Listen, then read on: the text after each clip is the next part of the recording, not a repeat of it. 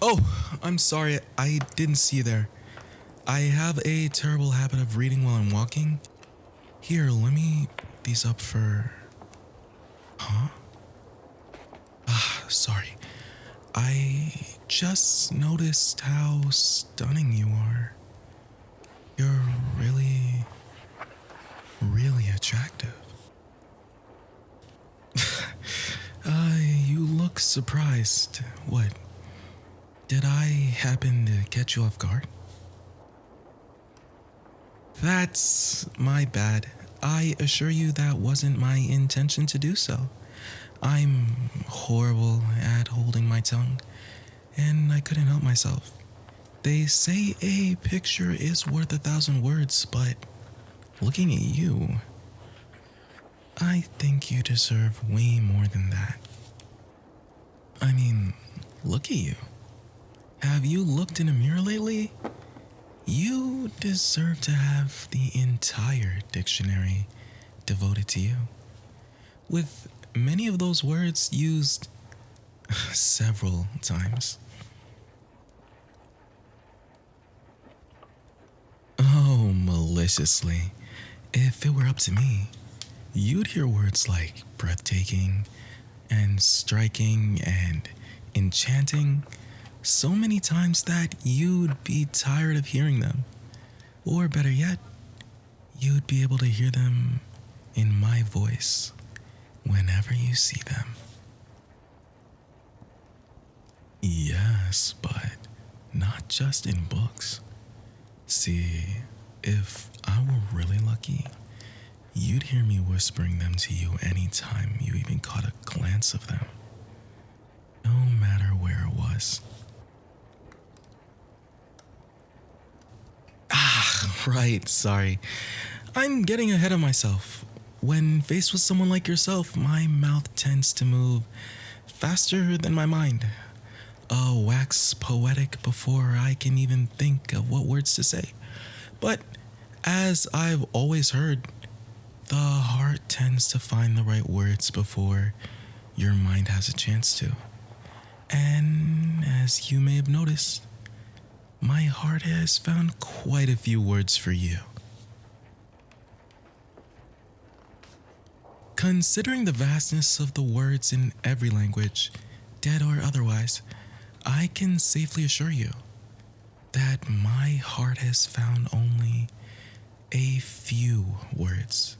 Though, let me assure you that with every passing second, I'm finding even more words that I can put into such a striking visage. Yes, indeed. Striking would happen to be one of those words, as would radiant, seeing how you've burned yourself into my vision, as well as my mind. You're right. Again, my apologies. My tongue is that of a lover's, where my mind is much more logical. However, it seems that when I'm looking at you, at someone who so perfectly embodies the essence of love, logic fails me completely. Speaking of which, I should probably return this book to you. You seem to be enjoying it when I so rudely interrupted your reading. It's a good book then.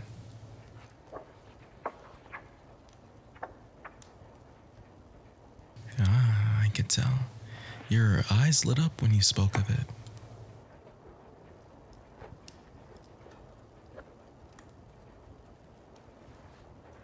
Oh, my dear. I could listen to you speak of the book all day. Your voice is so melodic when colored with the sounds of love. Love for the book, of course. At least, that's what I had assumed, unless perhaps your attraction was directed at something else. Perhaps, if I may be so bold, at someone else. Oh, your eyes have gone wide. Have I surprised you again? Again, I'm sorry. I've been quite caught off guard by your presence. I hadn't expected for my trip to the library to be so eventful. No, I'm afraid I didn't, for as often as I've come here, I can't say I've ever come across someone who's left me as enchanted as you have. Oh, well, now. I'm the one who's feeling flustered. To be called attractive by someone such as yourself has my heart beating like a wild bird in a cage. You should be more careful with those sweet words, my dear. I'm a hopeless romantic at heart. As I've told you, my heart is faster than my mind, and where matters of the heart is concerned, my head tends to follow its lead. Love sickness may start in the heart, but will find its way to my head sooner rather than later. I'll fall for you before I have a chance to catch my thoughts and pull my head from the clouds.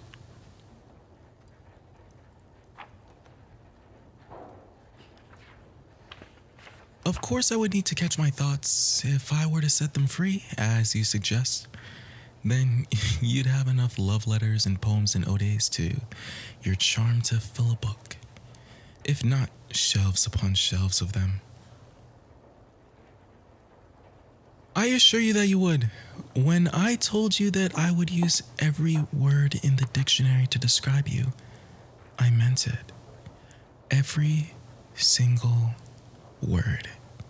At least once. And even then, I think I would be tempted to use some of them several times, repeating them until I could write them in my sleep. Oh, why that sounds like a challenge.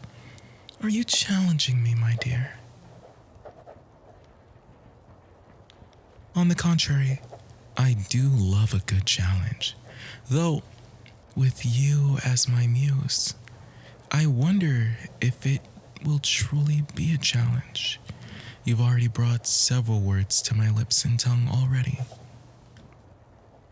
You have an idea on how to make it more difficult? Well, you certainly know how to capture my interest. Though, that's been clear from the second I laid my eyes on you. Do tell, my dear, what is this suggestion of yours?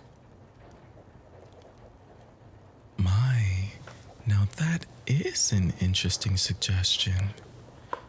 To see who can fill a notebook with poems and odes about the other first? It sounds like fun. Though, I think there may be one thing we have to take into consideration before we both agree to this challenge. Yes, I think that while I can think of a great many words and stanzas in mind to describe you, it would be easier to think of more if I could see you again. Perhaps I am suggesting a date. Are you opposed to the idea? Excellent. Then perhaps, do you have a pen I could borrow? And might I see your hand as well? Thank you.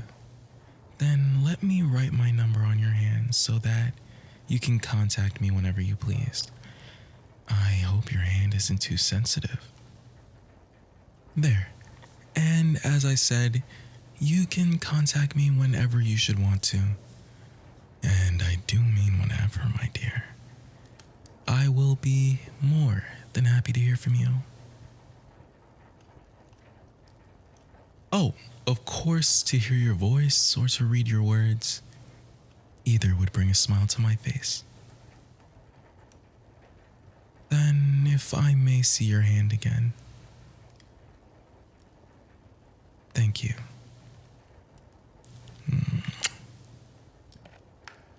Then I shall leave you to your books. I look forward to hearing from you.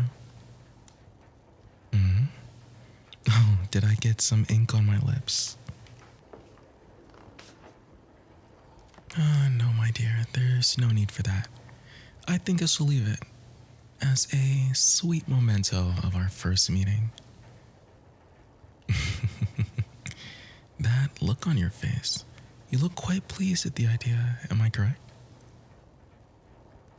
All the more reason to leave it there then. I hope to hear from you soon, my dear. I'll count the seconds until I can see you next, and write a letter for every moment in between.